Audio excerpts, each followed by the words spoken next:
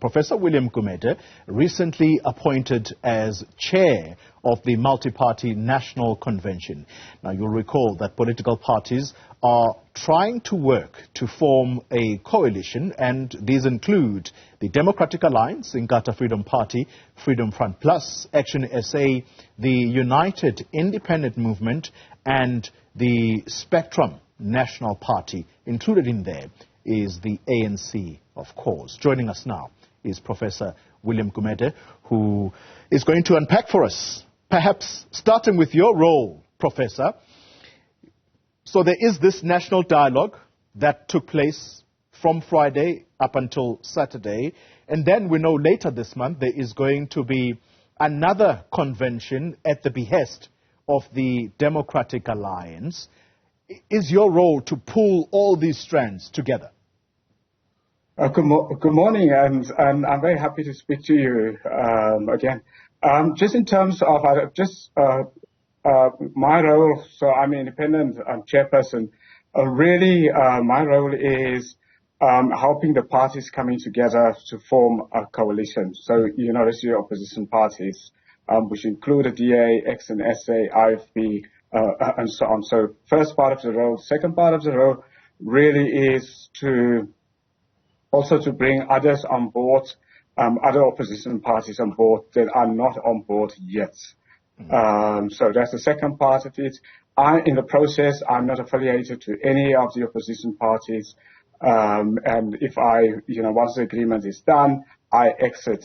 And my role, it may seem unfamiliar in South Africa, but in many mature democracies, there are people like me who play those roles. For example, often in Western Europe, after elections, when parties struggle to put together a coalition, they often bring in somebody from the outside who are not affiliated, to the individual parties, but who have the confidence of the parties, and then the person will help them put together a government or a coalition. You've seen this in Japan, also the last couple of decades, and so on. So this type of role is very, let's just say, frequent in mature democracies. Yeah. And clearly in South Africa, we're getting to a much more mature democracy, and we're getting much more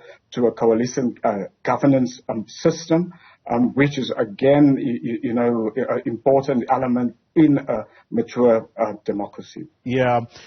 So let's then talk about how easy or difficult this role is going to be for you, because first up, you have political parties that chose to absent themselves from the recent national dialogue that took place.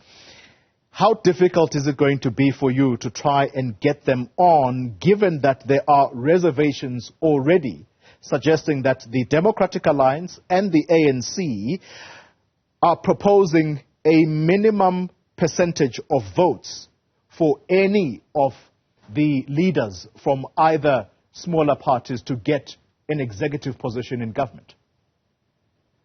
So I have to just focus, on my role. So I won't give a view. Obviously, it's a conflict of interest. I can't give a view on the individual parties, on their stances, and so on. So I'll focus specifically on my role. So my role really is to help along the process of bringing the opposition parties together, to a shared value space, and all of these, and one. If the opposition party, to get to agreements, compromises will have to be made, from all sides, from all political parties. But I must say also, it's absolutely critical when one put together a coalition, that there is, balanced compromises from everyone who participates in such a coalition. I know your role, Prof. It's going to be very difficult for you to answer to some of the questions I'm going to put to you, not trying to get you into trouble, of course, but there is a suggestion of a limit to a number of motions of no confidence that can be tabled, and that, of course, has its roots to the local sphere of government, where we've seen many of these, and they lead to instability. Do you agree with that proposal, at least to say limit the number of motions of no confidence?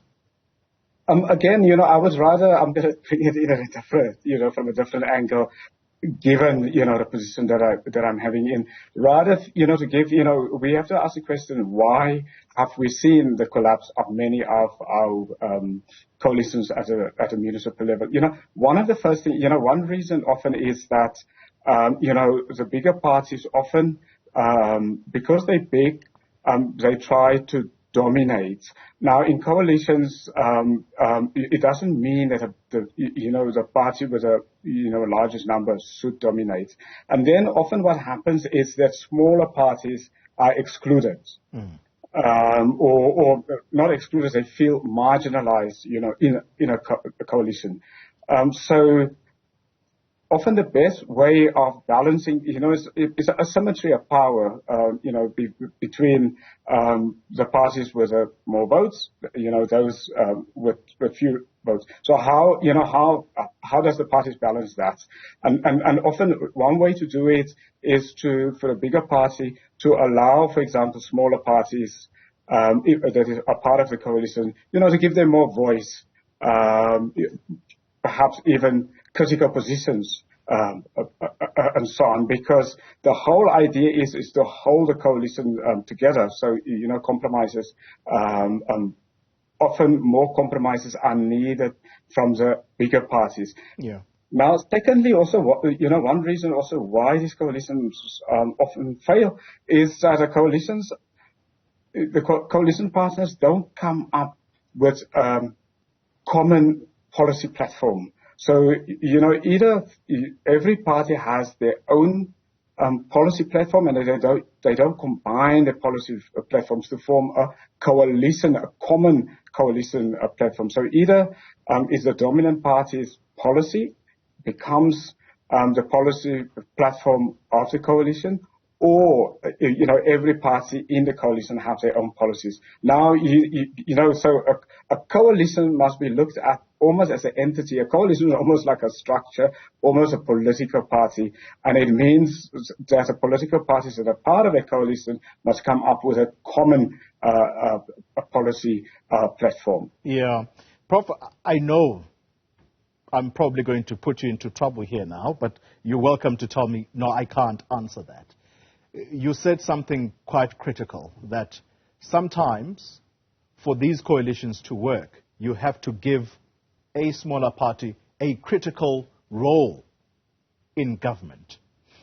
Let's use the South African example. We know what the EFF's stance is on owning the means of production in the country, and they often use the word nationalize the assets of the country. Would you give someone like Julius Malema a position of mineral resources and energy, for example? Because that's a critical position or a critical role which feeds into whether or not the country progresses or doesn't. Again, I'm going to, I cannot talk directly to it, but I'm going to give you other examples. Let me just, a recent example in Israel, for example, they've had coalitions and they've battled with putting, with coalitions.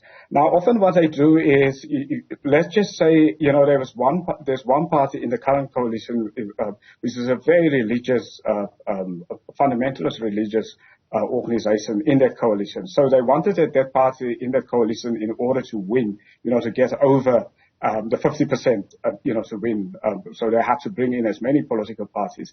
Now, what they did is that they agreed with that party that, didn't want to give that party, let's say, critical positions in government, although they needed the party's vote in order to get into government. So the arrangement was that that party is part of the coalition, but the party doesn't take any positions in the coalition. And, so there are different mechanisms. I'm just thinking in terms of, for example, another extreme. Finland, from 1917 to now, always had coalitions. So then often what happens is a party joined a coalition either on a values base, shared values, or if there are no shared values, they will say, well, you're still part of you could still be part of the coalition in order, for the opposition parties to win. All right. But, we are not going to give you a key position because we disagree fundamentally with your policies. Will you accept that? We may give you something else, but not a critical position. All right. Professor, let's end it there. Prof, thank you very much for your time. Hopefully, we'll work out the scope of what we can and cannot discuss next time, but quite a difficult one to navigate at the moment. Professor William Gumede, appointed as the chair of the Multi-Party National Convention.